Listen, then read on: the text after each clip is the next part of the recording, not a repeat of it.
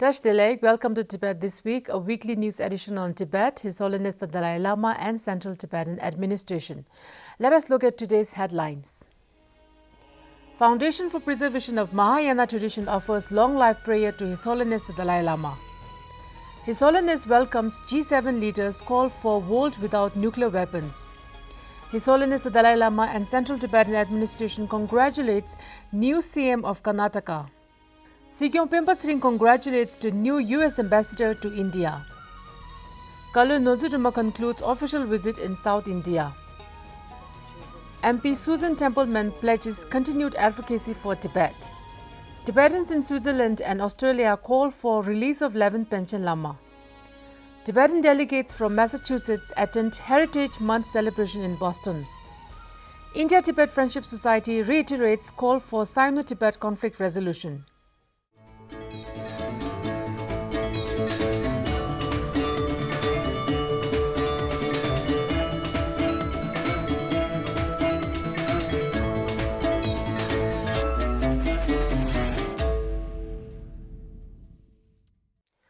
On Wednesday this week, His Holiness the Dalai Lama was offered with long life prayer Tenshu by board members of the Foundation for the Preservation of Mahayana Tradition at the Tsuglakang main temple in Dharamshala. During the prayer ceremony, His Holiness praised the late Zoba Rinpoche, who has led the Foundation for the Preservation of the Mahayana Tradition and has worked hard for the benefit of sentient beings. His Holiness prayed for his reincarnation to be able to serve the Dharma and sentient beings in the next life. 350 members of the Foundation for the Preservation of the Mahayana Tradition took part in the ceremony. On Saturday last week, His Holiness the Dalai Lama attended the Mani Dhundup 100 million Mani recitation prayer session on the first day of the Sagadawa at Tsuglakang in Dharamshala. Sagadawa, the fourth month according to the Tibetan calendar, is considered the most sacred month in which Buddha Shakyamuni displayed the deeds of birth, enlightenment and parinirvana.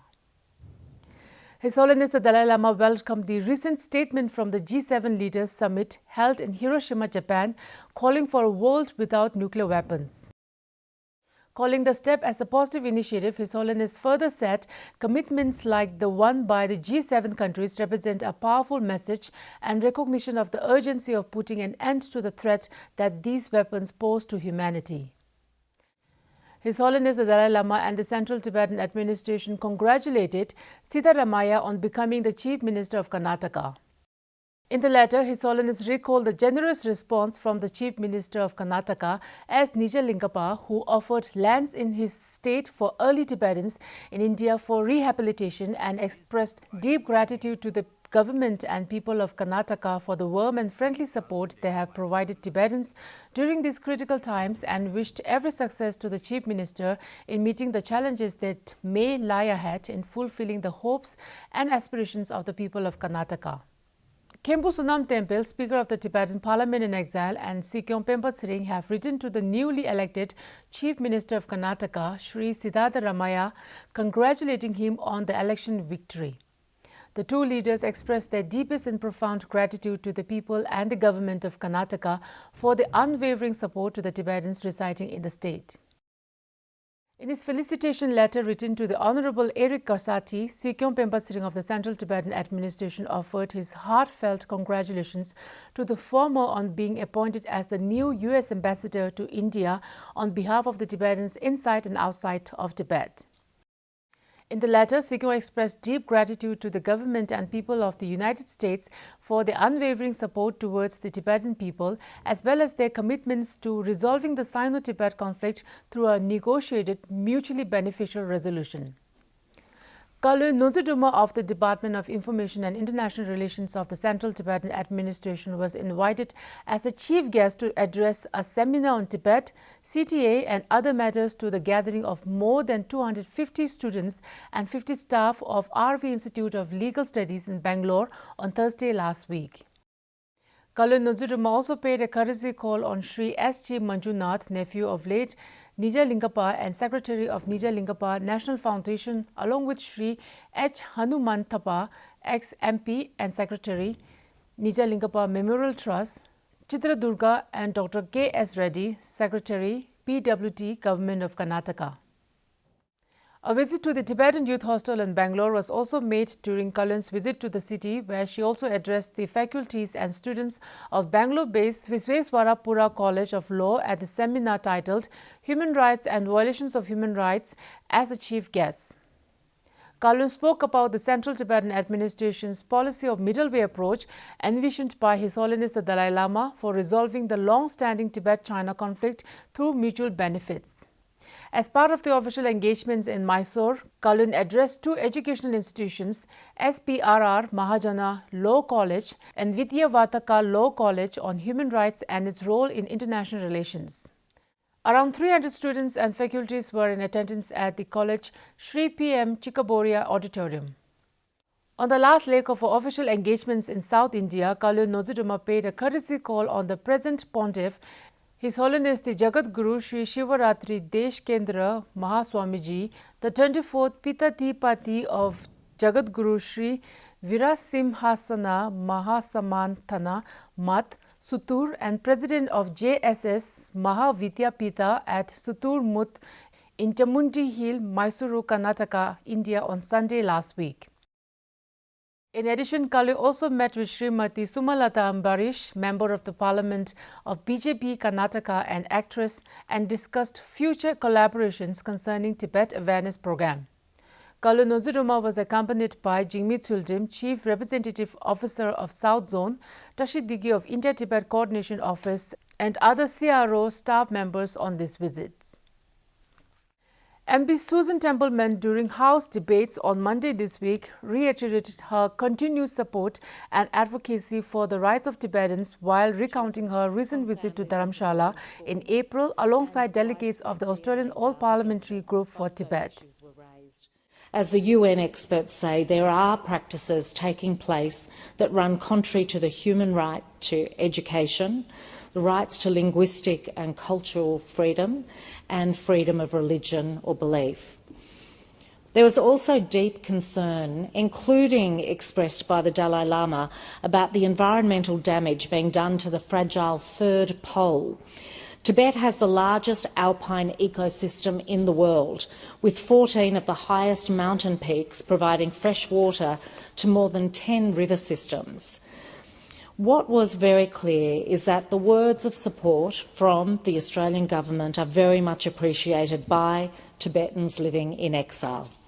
And there was also appreciation for our visit, although I think we were the grateful ones to gain insight into the lives that Tibetans in exile are leading. I'll continue to advocate for the rights of Tibetans whose educational, religious, cultural and linguistic freedoms have been eroded. I look forward to continuing also to work with my local Tibetan community. Tibetans and Tibet supporters from all across the world marked the 28th anniversary of the disappearance of the 11th Panchen Lama of Tibet on Wednesday last week.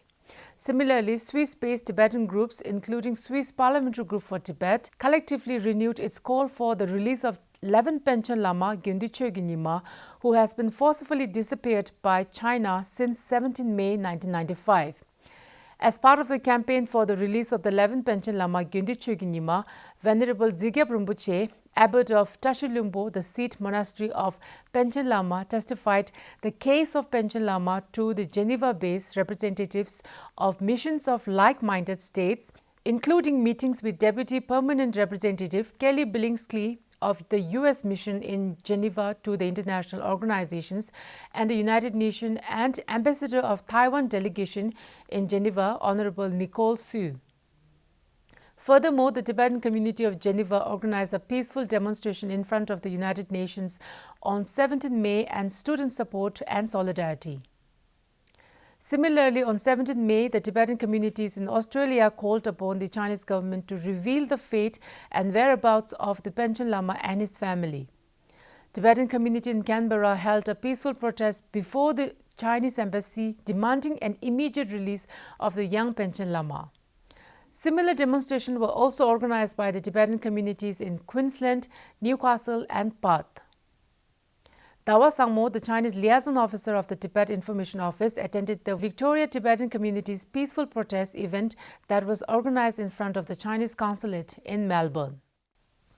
A group of Tibetan delegates consisting of Tibetan parliamentarian Tsering, president of Boston Tibetan Association, Kelsang Phunso, president of Regional Tibetan Association of Massachusetts, Tsultim Kelsang, and Venerable Geshe Ngawang Phunso from Kurukula Center for Tibetan Buddhist Studies was invited by Governor Maura T. Healey of Massachusetts to celebrate the Asian American Pacific Islander Heritage Month at the State House, Boston on Wednesday last week.